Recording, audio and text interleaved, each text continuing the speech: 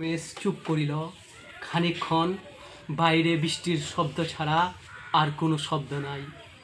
আমি তাকে জিজ্ঞেস করিলাম, সোমেশ, তোমার কানের নিচে একটা জুরুল আছে না? সোমেশ হাসিয়া বলিল, এজন্যই গল্প বানানো সহজ হলো। আর এই অপরাহ্নে তার হাসিটাই আমার প্রবৃত্তি হইল না। লেখা চালু করা যাক। প্রেমেন্দ্র মিত্রের লেখা সুন্দর একটি গল্প নিরুদ্দেশ আমরা পড়ছি। ওকে, চলো। দিনটা ভারী বিশ্রী। শীতের দিনে বাদলার মতো এত অস্বস্তিকর আর কিচ্ছুই বোধ হয় নাই। বৃষ্টি ঠিক যে পড়িতেছে তাহা নয়, কিন্তু মেঘাচ্ছন্ন আকাশ ও ম্লান পৃথিবী কেমন মৃত্যুর মতো অসার হইয়া আছে। সোমেশ হঠাৎ আসিয়া না পড়িলে কেমন করিয়া দুপুরটা কাটাইতাম বলিতে পারি না, কিন্তু সোমেশও আজ যেন কেমন হইয়া আসিয়াছে। দিনটা ভারী বৃষ্টি, দিনটা না খুবই খারাপ যাচ্ছে। মনে হয় আসলে শীতের দিনে তো মেঘ লাগার কথা নয়, শীতের দিনে বৃষ্টি হওয়ার কথা নয়, তবুও মনে হচ্ছে শীতের দিনে বৃষ্টি বৃষ্টি ভাব।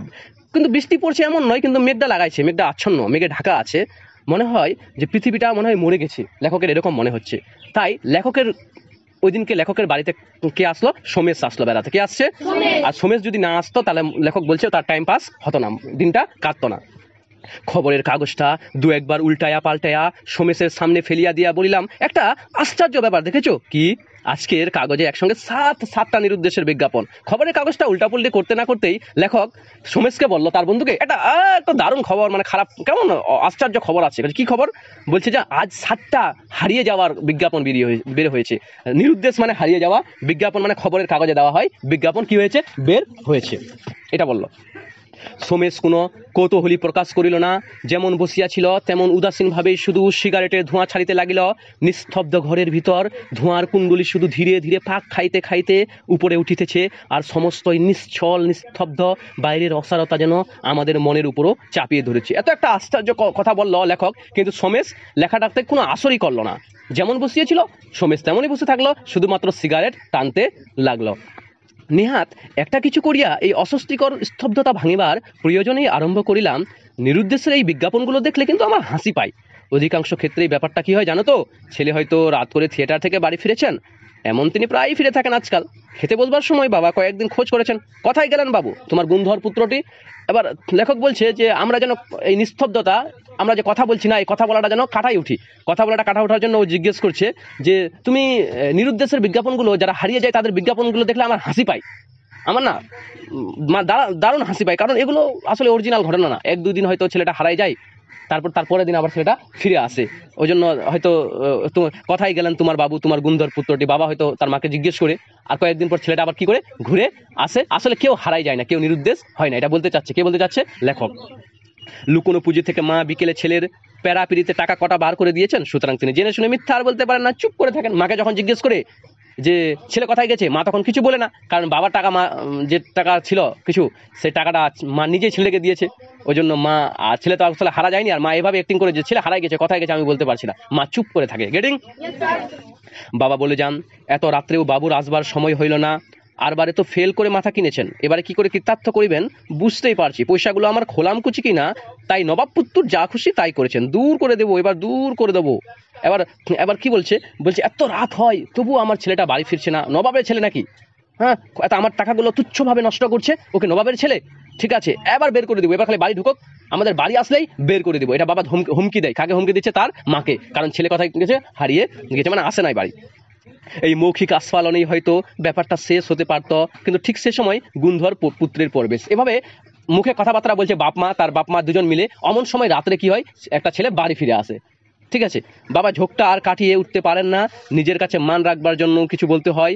কতটা রাগ দেখানো উচিত ঠিক করতে না পেরে বলার মাত্রাটা একটু বেশি হয়ে পড়ে। বাবা বলেন, এমন ছেলে আমার দরকার নাই, বেরিয়ে যা। অভিমানী ছেলে আর কিছু না হোক, পিতৃদেবের এই আদেশ তৎক্ষণাৎ পালন করতে উদ্যত হয়। এমন সময় ছেলে যখন ভিতরে প্রবেশ করে, তখন বাবাটা কি বলে, তুমি এত অনেক, মানে তোমার নাটক হয়ে গেছে, তুমি আমার বাড়ি থেকে বের হয়ে যাও, এভাবে বলে। আর এই কথাটা যখন শুনে ছেলেটা মাথায় নিয়ে নেয়, রাগ করে বাড়ি থেকে কি হয়ে যায়? বেরিয়ে যায়। যে কোনো ছেলে এমন হয়। মা কোন দিক সামলাবেন বুঝতে না পেরে কাতর ভাবে শুধু বলেন, খাওয়া দাওয়ার সময় কেন এসব বলো তো, পরে বললেই তো হতো। বাবা এবার মার উপর মার মুখে হয়ে ওঠেন, তোমার আজকারাতে তো উচ্ছিন্ন গেছে, মাথারি তো তুমিই খেয়েছো আদর দিয়ে। ঠিক আছে, এবার বলছে যে তুমি ছেলেটাকে বকাবকি দিচ্ছে কেন? মা বলছে, বাবা বলছে তোমার আজকারাতে তুমি সাপোর্ট করেছো, ওই জন্যই তো ছেলে বাড়ে গেছে। তো মাথা খাচ্ছে ছেলে, আর যত বলছি না তো অত বাড়ে গেছে। বাবা এবার মাকে হুমকে দিচ্ছে। মা আঁচলে চোখ মুছেন, মা কান্না করেন। ছেলে বিশাল পৃথিবীতে নিরুদ্দেশে যাত্রায় বেরিয়ে পড়ে ছেলে হারিয়ে যায়। পরের দিন ভয়ানক কাণ্ড। মা সেই রাত থেকে দাঁতে কুটি কাটেননি, মার সারা রাত কিছু খায়নি। আজকের দিনেও বিছানা থেকে উঠবেন মনে হয় না। বাবারও হয়তো রাত্রে ঘুম হয়নি, কিন্তু সে কথা প্রকাশ করবেন কোন মুখে? মাও কিছু খাচ্ছে না, এদিকে বাবারও ঘুম ভাঙে না। ছেলে কোথায় গেল, কিন্তু বলতে পারছে না ওর মাকে যে আমিও টেনশন করছি। টেনশন করলে বলবে তুই তো বলেছিলি। ঠিক আছে, গৃহিণীকে ধমক দিয়ে বলেন, মিছিমিছি প্যান করো না, অমন ছেলে যাওয়াই ভালো।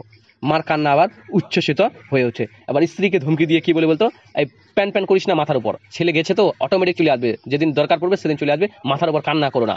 বাবা রাগ করে বলে। বাবা এবার দাঁত খিচিয়ে বললেও নিজের মনের আশার কথাটা বোধ হয় জানান, তাও গেলে তো বাঁচতাম, এবেলা দেখো সুরসুর করে আবার ফিরে আসবে। এমনি বিনি পয়সার হোটেলখানা পাবে কোথায়?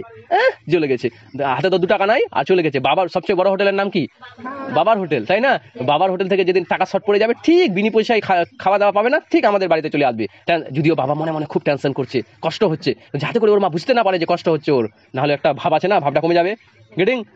ওই জন্য বলছে যে যেদিন না ছেলে টাকা ফুরিয়ে যাবে সেদিন ছেলে অটোমেটিক কি হবে, বাড়ি চলে আসবেন।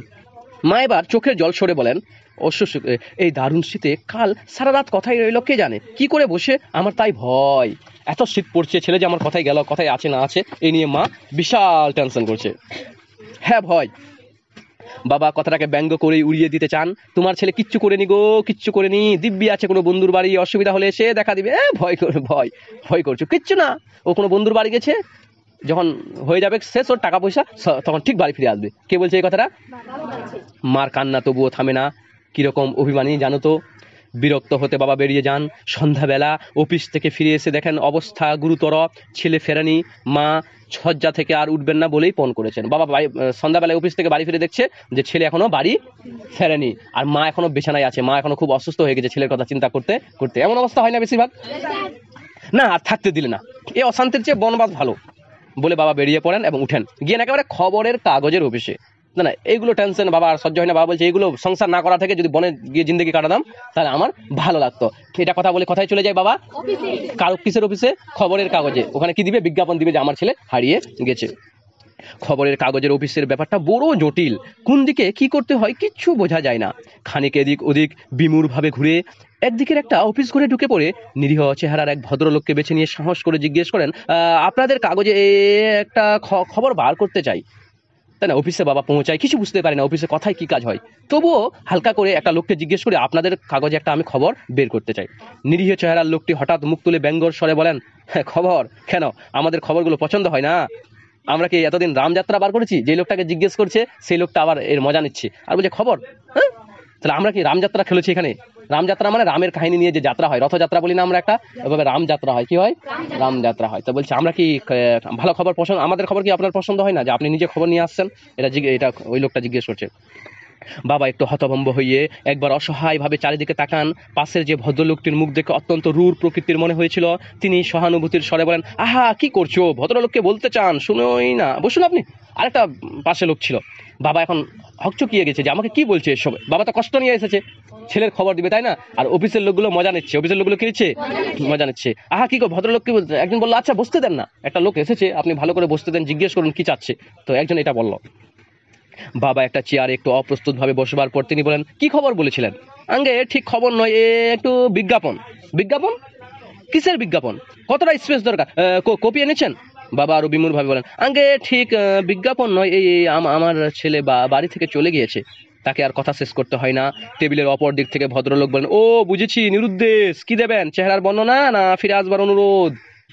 বুঝা গেল যে আমি বিজ্ঞাপন দিতে আসিনি, আসলে আমি বলতে চেয়েছিলাম আমার ছেলে হারিয়ে গেছে। তখন ও বলছে যে কি কি কি লাগবে বলুন, আমি কিসের খবর দিব, ছেলে কিভাবে হারিয়ে গেছে এই খবরটা ফিরে আসার জন্য বলবো না ওর চেহারার কথা বলবো?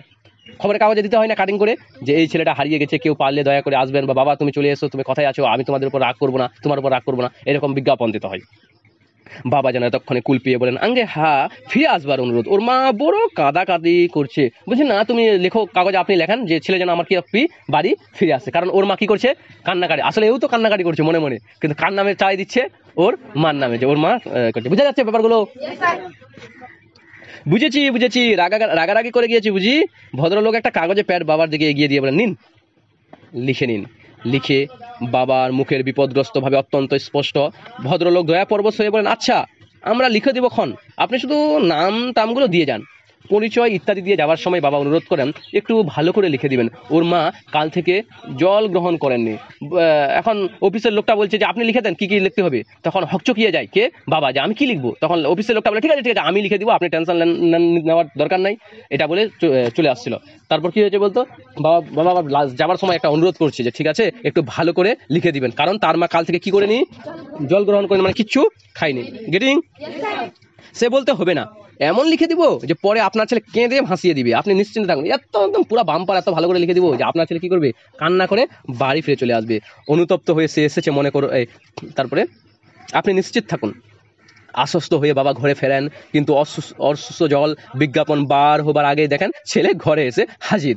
অনুতপ্ত হয়ে সে এসেছে মনে করো না, সে বাড়িতে থাকতে আসেনি, শুধু একবার চলে যাওয়ার জন্য তার গোটা কতক বই নিয়ে যেতে এসেছে। এবার কি হয়েছে যে এমন সময় অফিস থেকে এই বিজ্ঞাপনের খবরগুলো দিয়েছে, খবর দেওয়ার পর বাবা বাড়ি আসছে দেখে ছেলে কি করেছে, বাড়ি চলে আসছে। আর ও বলছে যে ও বাড়ি কিসের জন্য বলে আসছে, বলছে আমি বই নেওয়ার জন্য। কি নেওয়ার জন্য?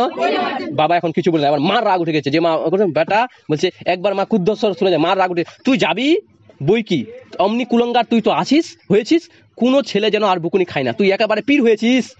কাল সারা রাত দু চোখের পাতা এক করিনি তো জানিস, ভেবে চেহারাটা আজ কি হয়েছে দেখে আয়, উনি তেজ করে চলে যাবে না, তুই তোর মতো কুলঙ্কার ছেলে না আসাই ভালো। মা এবার রাগ হয়ে গেছে, হ্যাঁ তুই পীর হয়েছিস। পীর মানে জানিস মুসলিমগুলো বলে পীর মানে সুফি সাধু হয়ে গেছিস তুই, হ্যাঁ তোকে এত এত ছোট ছেলে, এত তুই অভিমান তোর, এত যা তুই চলে যা, তোকে আমাকে দরকার নাই। মা রাগ হয়ে গেছে, বুঝা গেল ব্যাপারটা। বাবা এবার ভেতরে ঢুকে মৃত্যুস্বর, আর বকাবকি কেন। বাবা এবার বলছে আচ্ছা আচ্ছা বাদ দাও ছেলেকে এত বকাবকি করলে হবে।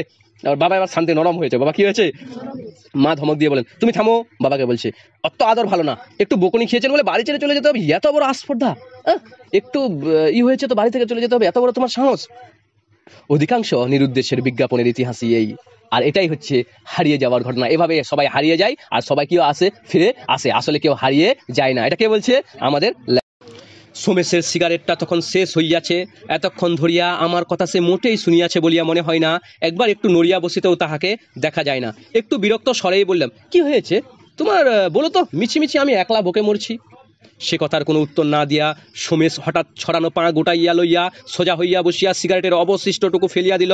তারপর বলিল, তুমি জানো না এই বিজ্ঞাপনের পিছনে অনেক সত্যকার ট্র্যাজেডি থাকে।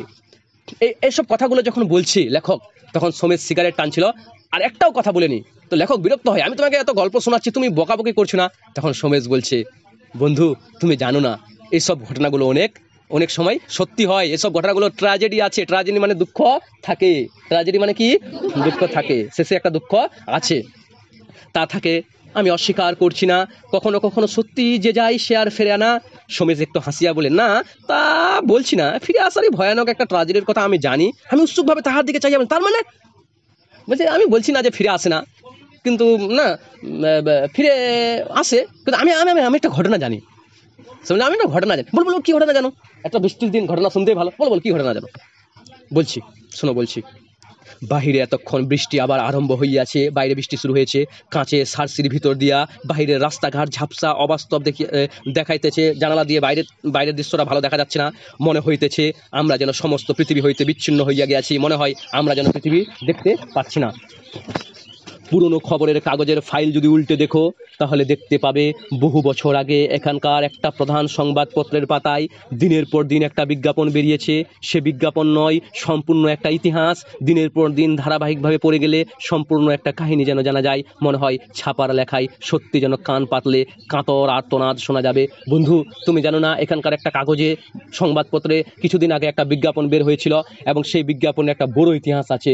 সেই বিজ্ঞাপনের কথা যদি তুমি শোনো তাহলে তুমি দুঃখ পাবে, তুমি কষ্ট পাবে। সে বিজ্ঞাপন অবশ্য নিরুদ্দেশের। সে বিজ্ঞাপন কিসের, হারিয়ে যাওয়া নিরুদ্দেশের। প্রথমে দেখা যায় মায়ের কাতর অনুরোধ ছেলের প্রতি ফিরে আসবার জন্য, অস্পষ্ট আড়ষ্ট ভাষা, কিন্তু তার ভিতর দিয়ে কি ব্যাকুলতা যে প্রকাশ পেয়েছে তা না পড়লে বোঝা যায় না।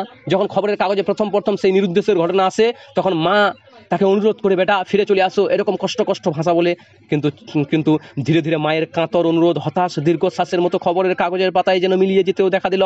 তারপর শোনা গেল পিতার গম্ভীর স্বর, একটু যেন কম্পিত তবুও ধীর ও শান্ত, শোভন ফিরে এসো, তোমার মা শয্যাগত, তোমার কি এতটুকু কর্তব্যবোধ নেই? তারপর বাবা দায়িত্ব নিয়ে বিজ্ঞাপনগুলোকে বিজ্ঞাপনে অনুরোধ করলো আসার জন্য, বলল শোভন তুমি বাড়ি ফিরে এসো, তোমার মা বিছানায়, তোমার মার খুব অসুস্থ, তোমার কি এতটুকু দায়িত্ব নাই তোমার মার প্রতি? তুমি কোথায় চলে আসো, বাড়ি ফিরে আসো। বুঝা গেল ব্যাপারটা? শোভনকে বলছে, মানে ছেলেটির নাম কি তাহলে? শোভন। এখানে কোন ছেলেটা হারিয়ে গেছে? শোভন নামের একটা ছেলে হারিয়ে গেছে। কে ঘটনাটা শোনাচ্ছে? সোমেশ, লেখকের বন্ধু। ঠিক আছে? বিজ্ঞাপন তারপরেও কিন্তু থামলো না।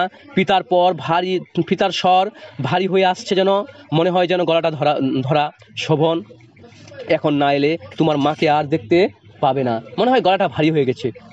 এবার বিজ্ঞাপনে বলা হচ্ছে শোভন তুমি চলে আসো, না হলে তোমার মাকে দেখতে পাবে না, মা মারা যেতে পারে। কিন্তু শোভনের হৃদয় এতে বুঝি গলল না। দেখা গেল বিজ্ঞাপন সমানভাবে চলছে, শুধু পিতা নিজের সামলাবার আর ক্ষমতা নেই। এবার তার স্বরে কাতরতা, শুধু কাতরতা নয়, একান্ত দুর্বলতা। শোভন, জানো না আমাদের কেমন করে দিন যাচ্ছে, এসো আর আমাদের দুঃখ দিও না। বাবা লিখছে, শোভন তুমি আমাদের আর কষ্ট দিও না। একান্ত অনুরোধ শোভনকে করছে তার বাবা। বিজ্ঞাপন ক্রমশ হতাশ হাহাকার হয়ে উঠল। তারপর একেবারে গেদ বদলে আর শোভনকে উদ্দেশ্য করে কিছু লেখা নাই, সাধারণ একটি বিজ্ঞপ্তি মাত্র। এই ধরনের, এই চেহারার, এই বয়সের একটি ছেলে, আজ একটা বছর, তার কোনো সন্ধান নাই, সন্ধান দিতে পারলে পুরস্কার পাওয়া যাবে। তারপর বিজ্ঞাপন বন্ধ হয়ে গেল।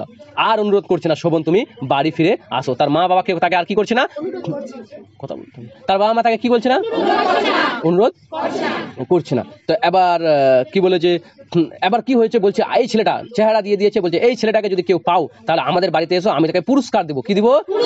পুরস্কার দেবো। গেটিং?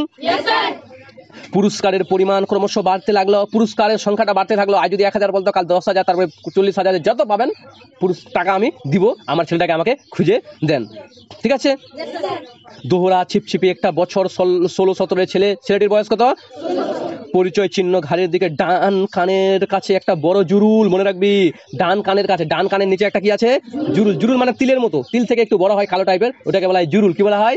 জুরুল। জীবিত না মৃত্যু এইটুকু যদি কেউ সন্ধান দিতে পারে তাহলে পুরস্কার পাওয়া যাবে। ওই ছেলেটা মরে গেছে না জীবিত আছে কেউ খবর দিলে কি পাওয়া যাবে? সোমেশ চুপ করিল খানিকক্ষণের জন্য। জলের ছাটে সার্সের কাঁচ একেবারে ঝাপসা হইয়া গিয়াছে।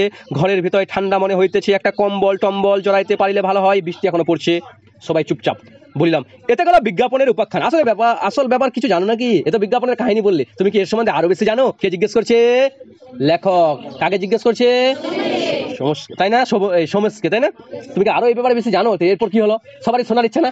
এরপর কি হলো? আচ্ছা শুনি কি হলো। জানি, শোভনকে আমি জানতাম। সে যে কোনো ভয়ঙ্কর অভিমানের বসে বাড়ি ছেড়ে এসেছিল তা মনে করো না। আমি শোভনকে জানতাম।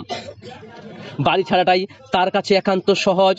সুতোটা যা হোক, কিছু হলেই হলো। পৃথিবীতে দু একটা লোক আছে জন্ম থেকে একেবারে নিলিপ্ত মন নিয়ে, তারা ঠিক কঠিন হৃদয় নয়, বরং বলা যেতে পারে তাদের মন তৈলাক্ত, পিচ্ছিল বলে তারা কোথাও ধরা পড়ে না, কিছুই তাদের মনে দাগ দিতে পারে না। আসলে পৃথিবীতে কিছু লোক আছে যাদের মনটা কঠিন না, কিন্তু তেলের মতো, যেমন তেল ভাসে বেড়ায় না, মনটা ওরকম। ওইরকম একটা ছেলে ছিল শোভন। সে অভিমানের বসে বাড়ি ছেড়ে চলে আসছিল। গেটিং? শুনলে আশ্চর্য হবে, খবরের কাগজের বিজ্ঞাপনের সংবাদ জানলেও সেগুলো সে অনুসরণ করেনি। কোনোদিন চোখে পড়েছিল হয়তো, তারপর অনায়াসে সেগুলো গেছিল ভুলে। বাড়ির বাইরে যে সমস্ত দুঃখ অসুবিধায় অন্য কেউ হলে হয়রান হয়ে পড়তো, তার ভিতরে সে পেয়েছে মুক্তির স্বাদ।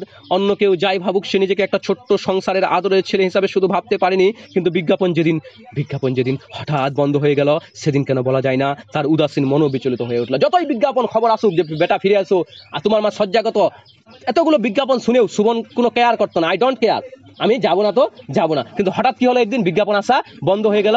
তারপর তার মনটা বিচলিত হয়ে গেল, তার মনটা উদাসীন হয়ে গেল যে বাড়িতে কি হয়েছে না হয়েছে। তখন তার তখন খারাপ লাগতে লাগলো। যেদিন থেকে বিজ্ঞাপন বন্ধ হয়েছিল সেদিন থেকে খারাপ লাগতে শুরু করলো। যতদিন আদর করবি ঠিক আছে, যেদিন আদর কমাই দিবি মনে হবে কেন আমাকে আদর কমাই দিয়েছে। ঠিক আছে? এমন হয়ে গেছিল ব্যাপারটা। কার? শোভনের। ক্লান্তভাবে চলতে তা থেমে যায়নি। হঠাৎ যেন একটা ভয়ঙ্কর দুর্ঘটনায় সংবাদপত্রের পাতায় স্তব্ধ হয়ে গেল। শোভনের চেহারার বর্ণনার বদলে হঠাৎ একদিন দেখা গেল, শোভন তোমার মার সঙ্গে আর তেমন বুঝি দেখা হলো না, তিনি শুধু তোমারই নাম করেছেন এখনো। তারপর আর কোনো বিজ্ঞাপন দেখা গেল না, তাই না? আর কিছু বিজ্ঞাপন নাই। একবার খালি লাস্ট বিজ্ঞাপন দিয়েছে, শোভন তুমি বাড়ি ফিরে আসো, কারণ তোমার মার অবস্থা ভালো নেই, তোমার মার শরীর প্রচন্ড খারাপ, তুমি চাইলে বাড়ি ফিরে আসো। আর তারপর থেকে আর কোনো বিজ্ঞাপন দেওয়া হয়নি। ঠিক আছে? প্রায় 2 বছর তখন কেটে গেছে। শোভন একদিন হঠাৎ গিয়ে হাজির তার দেশে। একটা ব্যাপারে শোভনের প্রকৃতির খানিকটা পরিচয় পাবে, সে কথাটা আগে বলিনি। শোভন সাধারণ মধ্যবিত্ত ঘরের ছেলে নয়, সম্পূর্ণ বললেও তাদের ঠিক বর্ণনা করা হয় না। তাদের প্রাচীন জমিদারি অনেক দুর্দিনের ভিতর দিয়ে এসেও তেমনই ক্ষয় পায়নি। শোভন তার একমাত্র উত্তরাধিকারী। এই খবর শোনার পর কয় বছর পর? 2 বছর পর সে কোথায় গেছে? নিজের দেশে, নিজের বাড়ি গেছে। আর একটা কথা বলিনি তোমাকে, শোভন এরকম বলিস না যে শোভন গরিব লোকের ছেলে। শোভন যে আছে খুব বড় লোকের ছেলে, খুব জমি, তখনকার যুগে জমিদার, অনেক ওদের জমি জামা, ওদের বাড়িতে অনেক লোক কাজও করে, খুব বড় লোকের ছেলেও কিন্তু। এটা ভাবিস না যে শোভন খুব সাধারণ ছেলে, খুব বড় লোকের উচ্চবিত্ত খানদানের ছেলে। বুঝা গেল ব্যাপারটা? এটা বলছে। সোমেশ একটু থামতে আমি বললাম, যাক শেষটুকু আর না বললে চলবে, বুঝতে পেরেছি। এবার লেখক বলছে, আচ্ছা আর বলতে হবে না, আমি বুঝে গেছি এরপর কি হবে। বুঝা গেল ব্যাপারটা? সোমেশ একটু হাসিয়া কোনো উত্তর না দিয়ে বলিয়া চলিল, 2 বছর স্বাধীন জীবনের দুঃখ কষ্ট গায়ে না মাখলেও তার ছাপ শোভনের উপর তখন পড়েছে। 2 বছরে সে অনেক পরিবর্তিত হয়েছে, কিন্তু তাই বলে তাদের কর্মচারীরা তাকে চিনতে পারবে না, এতটা আশঙ্কা করিনি। সোমেশ এখন বলছে যে আচ্ছা 2 বছরে তো অনেক কিছু চেঞ্জ করেছে। 2 বছরের মধ্যে যখন সে বাইরে গেল, তার নিজের বাড়ি গেল, তখন নিজের বাড়িতে তার কর্মচারী, তার চাকর, যতগুলো লোক ছিল, কেউ তাকে কি করতে পারে না। শোভন দেশে পৌঁছে সোজাসুজি তাদের বাড়ি ঢুকেছিল। প্রথমে তাকে বাধা দিলেন তাদের পুরনো নায়েব মশাই। নায়েব মশাই কাকে বলা হয়? জমিদারের বাড়িতে যে সবচেয়ে বড় কর্মচারী, র্যাঙ্কের 1, সব থেকে বেশি যার কাছে দায়িত্ব থাকে, ওকে বলা হয় নায়েব মশাই। কি বলা হয়? নায়েব মশাই শোভনকে কি বলছে? কাকে চান? শোভন হেসে বলে, কাউকে না, বাড়িতেই যেতে চাই।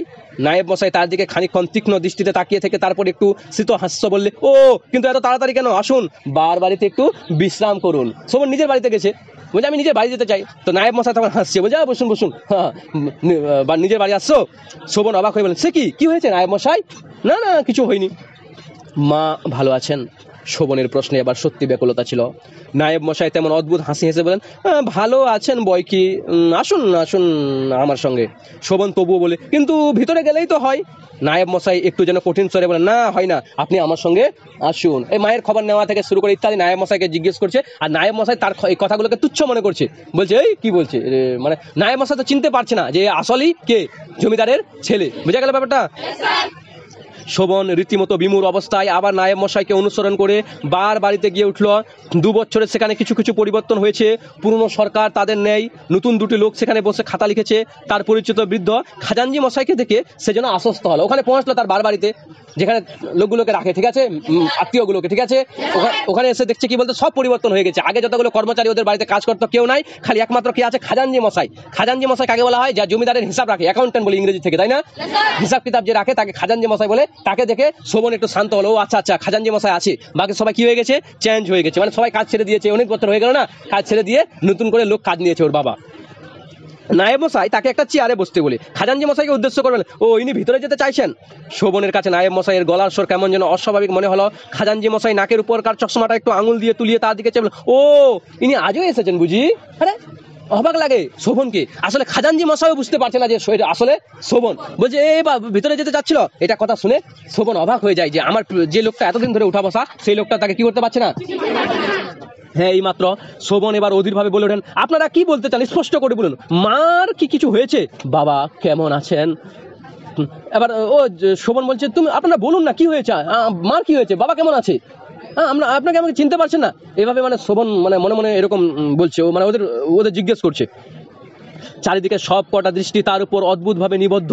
খানিকক্ষণ সকলে নীরব। তারপর নায়েব মশাই বললেন, তারা সবাই ভালোই আছেন, কিন্তু এখন তো আপনার সঙ্গে দেখা হবে না। আচ্ছা, তারা সবাই ভালো আছে, আপনার সঙ্গে দেখা হবে না। আর সব লোকগুলো কার দিকে তাকিয়ে আছে? কিভাবে তাকিয়ে আছে? অদ্ভুত ভাবে, মনে হয় যেন মানে শোভন না, মনে হয় যেন অন্য কোনো লোক এখানে এসেছে।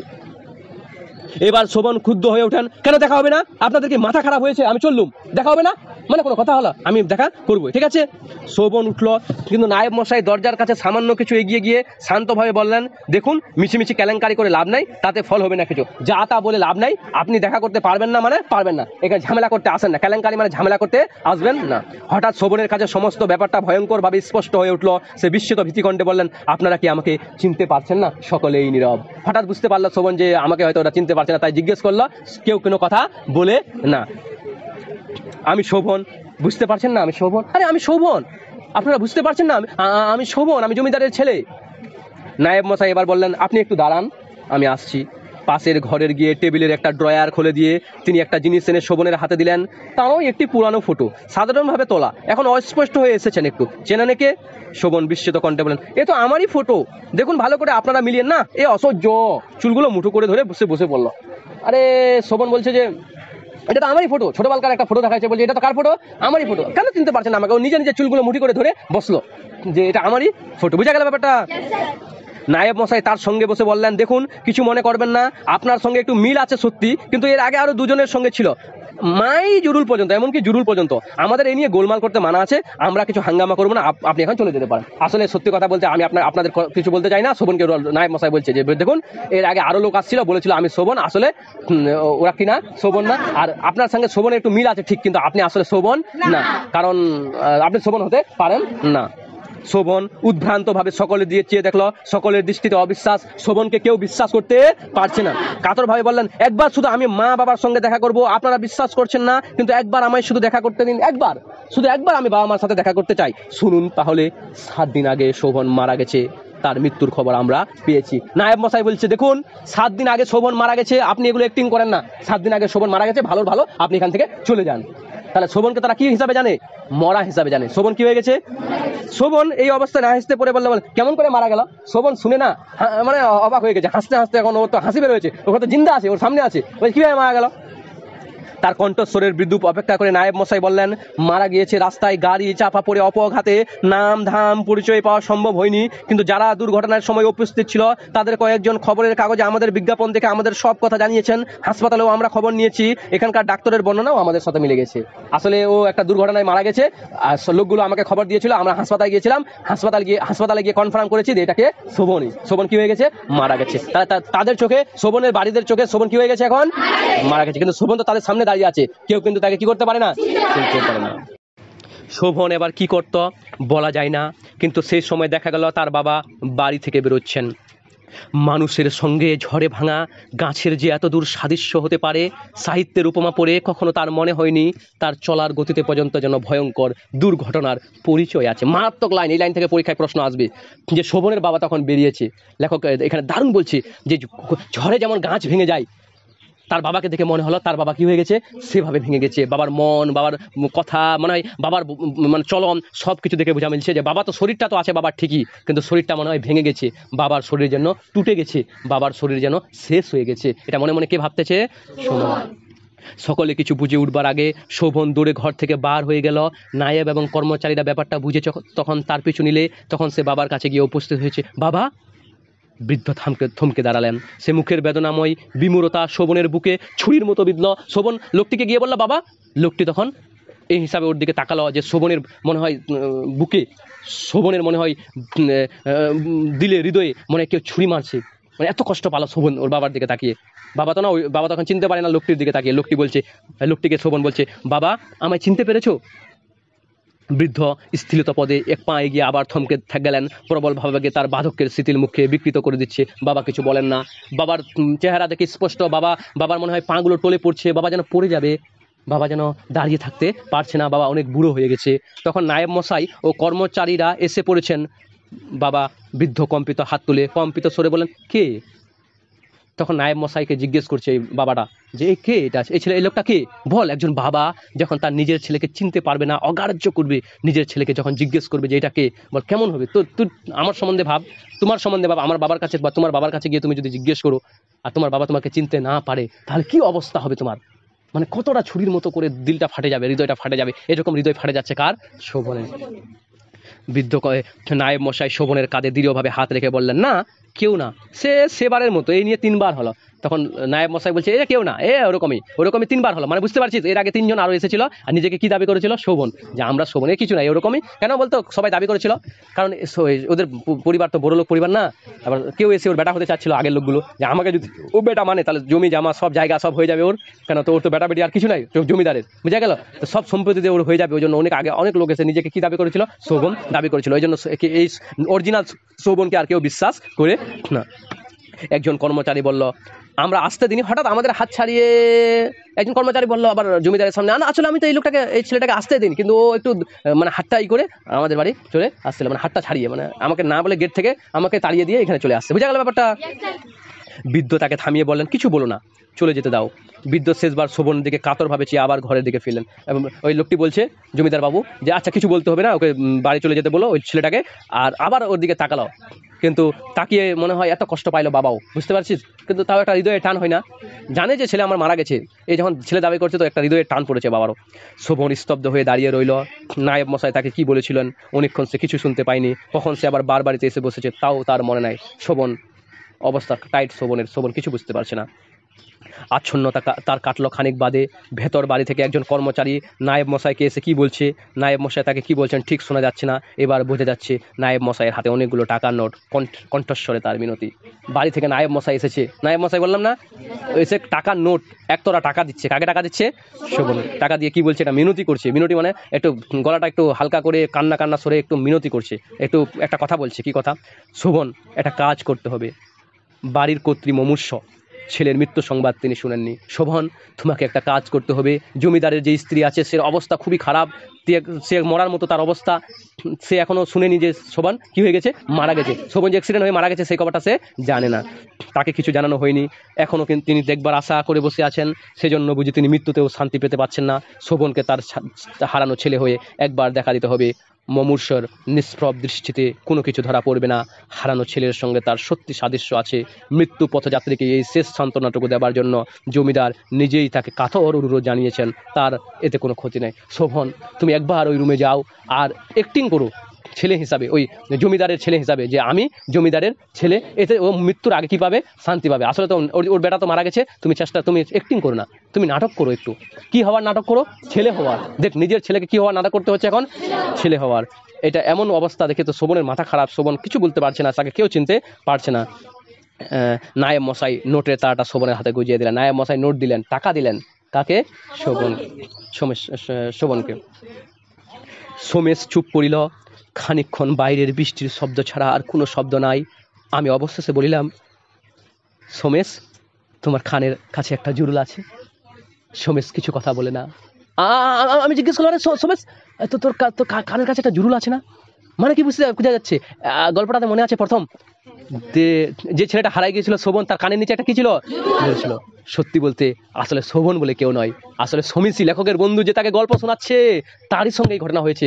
তারই বাবা তাকে চিনতে পারেনি, তারই বাবা তাকে ফিরিয়ে দিয়েছেন। এই দুঃখ সে নিজেই বলছে। বুঝা গেল ব্যাপারটা? কত কষ্ট না, কষ্ট পাসনি? সেই কষ্ট না, মানে কান্না চলে আসছে না? সোমেশ হাসিয়া বলল, সেজন্যই তো গল্প বানানো সহজ হলো। যখন এটা জিজ্ঞেস করলো তোমার কানের নিচে একটা জুরুল আছে, সোমেশ তখন বলল, এই জন্যই তো গল্প বানানো সহজ। আমি তো কোনো লেখক না রে বন্ধু, এটা নিজের জীবনের কথা। মানুষ যখন নিজের জীবনের কথা বলে মিথ্যা বলে না, জীবনের সব কথাগুলো মানুষ মনে রাখে, মিথ্যা কথা বলে না, তাই না? তখন কিন্তু কেন বলা যায় না, শীতের বাদলের এই শীতের প্রায় অন্ধকার অস্বাভাবিক অপরাহ্নে তার হাসিটাই বিশ্বাস করতে আমার প্রবৃত্তি হয় না। প্রেমেন্দ্র মিত্র লাস্ট সুন্দর একটা লাইন লিখছে যে আমি বুঝতে পারছি না, আমি বিশ্বাস করতে পারছি না, আজ এই বিকালে শীতের দিনে বৃষ্টি হচ্ছে আর এই বিকালে আমি সোমেশের হাসিটা বিশ্বাস করতে পারছি না। একটা মানুষ এতটা কষ্ট, একটা মানুষ এতটা জেদ, একটা মানুষ এতটা নিজের উপরে জর্জরিত, একটা মানুষ এতটা কষ্ট সহ্য করেও কিভাবে একটা গল্প হাসতে হাসতে শোনালো, এই কথাটা লেখকের বিশ্বাস হচ্ছে না। লাস্ট লাইন থেকে আর ঝড়ের গতির মতো বেরিয়ে আসা বাবার, এই দুটো লাইন থেকে এবার তোমাদের পরীক্ষায় প্রশ্ন আসবে। Getting my point? আমি সুন্দর করে লেখাই দেবো, আর দারুণ দারুণ লাগলো, তাই না? ঠিক আছে, থ্যাংক ইউ সো মাচ। ঠিক আছে, তাহলে বুঝতে পারলি কেমন? দারুণ। বাবা তো চিল্লান রে।